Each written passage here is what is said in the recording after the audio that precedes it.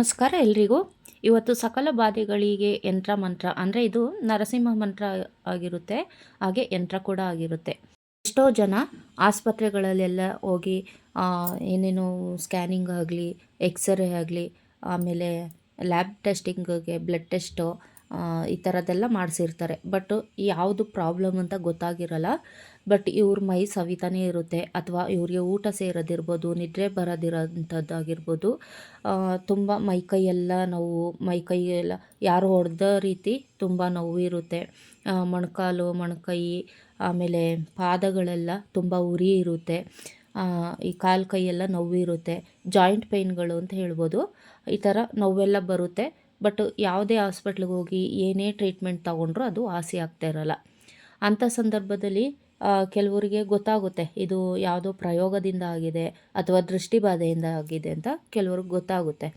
ಆಗ ನೀವೇನು ಮಾಡ್ತೀರಾ, ದೇವಸ್ಥಾನಗಳಿಗೆ ಹೋಗ್ತೀರಾ, ಅಲ್ಲಿ ಕಟ್ಟು ಹೊಡಿಯೋದಾಗಲಿ ಬೇರೆ ಏನಾದರೂ ಒಂದು ಯಂತ್ರಗಳನ್ನ ಹಾಕೋದಾಗಲಿ ಮಾಡ್ತಾರೆ.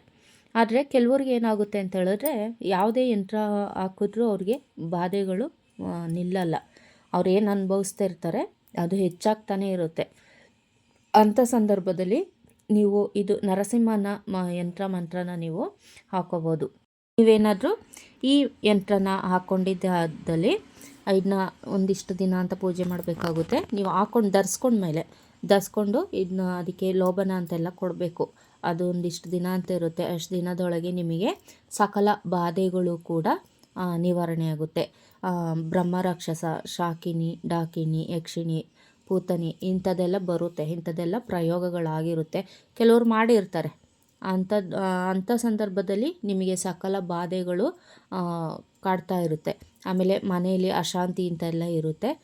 ನಿಮಗೆ ಏನು ಪೇಯ್ನ್ ಆದಾಗ, ನೋವಾದಾಗ ನೀವೇನು ಮಾಡ್ತೀರಾ, ಮನೆಯವ್ರ ಮೇಲೆ ರೇಗಾಡ್ತೀರ. ಎಷ್ಟೇ ಆಗಲಿ ಏನು ಟ್ಯಾಬ್ಲೆಟ್ ತೊಗೊಂಡ್ರೆ, ಮೆಡಿಷನ್ ತೊಗೊಂಡ್ರು ವಾಸಿ ಆಗೋಲ್ಲ.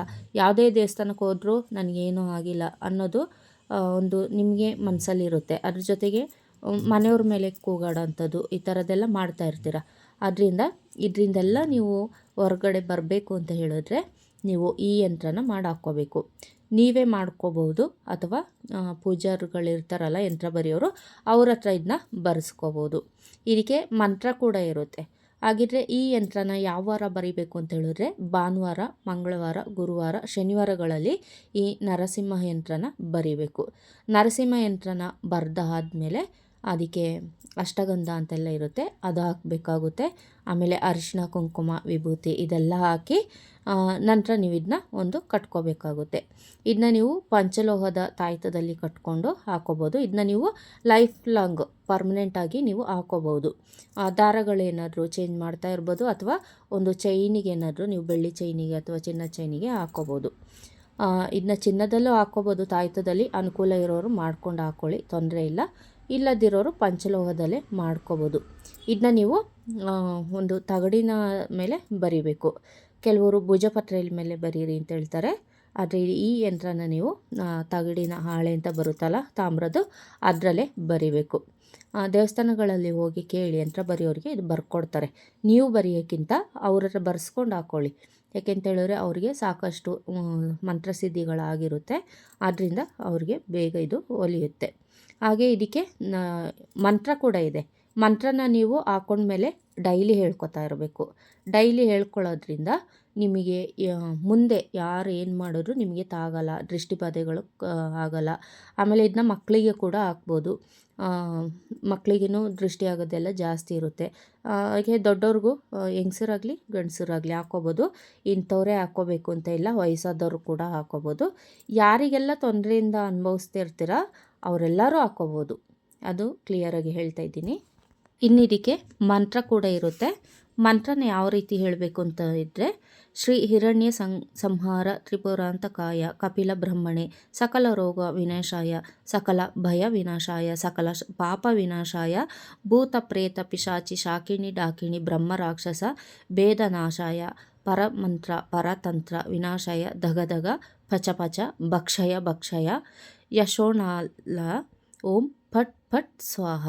ಈ ರೀತಿಯಾಗಿ ನೀವು ಹೇಳ್ಕೋಬೇಕು. ಈ ಯಂತ್ರನ ನೀವು ಬುಕ್ಕಲ್ಲಿ ಬರೆದಿಟ್ಕೊಂಡು ಅಭ್ಯಾಸ ಮಾಡ್ಕೊಳ್ಳಿ. ಅಭ್ಯಾಸ ಮಾಡಿಕೊಂಡು ನಂತರ ಯಂತ್ರ ಎಲ್ಲ ಧರಿಸ್ಕೊಂಡ್ಮೇಲೆ 21 ದಿನಗಳ ಕಾಲ ನೀವು ಇದಕ್ಕೆ ಲೋಬನ ಅಂದರೆ ಸಾಂಬ್ರಾಣಿ ಹೊಗೆ ಕೊಡಬೇಕಾಗುತ್ತೆ. ನಂತರ ನೀವು ಯಾವಾಗಲೂ ಈ ಮಂತ್ರನ ಹೇಳ್ಕೊಳ್ಳೋದ್ರಿಂದ ನಿಮಗೆ ಯಾವುದೇ ರೀತಿ ದೃಷ್ಟಿಬಾಧೆ ಆಗಲಿ ಅಥವಾ ವಾಮಾಚಾರ ಪ್ರಯೋಗಗಳಾಗಲಿ ಅಥವಾ ಈ ಶಾಕಿನಿ ಡಾಕಿನಿ ಅಂತೆಲ್ಲ ಈಗ ಬಂದಿದೆ ಅಲ್ಲ ಆಲ್ರೆಡಿ ಮಂತ್ರದಲ್ಲಿ, ಆ ಥರದ್ದೇನಾದರೂ ಬಾಧೆಗಳೇನಾದರೂ ಬಾಧಿಸ್ತಿದ್ರೆ ಅದು ನಿಮಗೆ ತಾಗಲ್ಲ.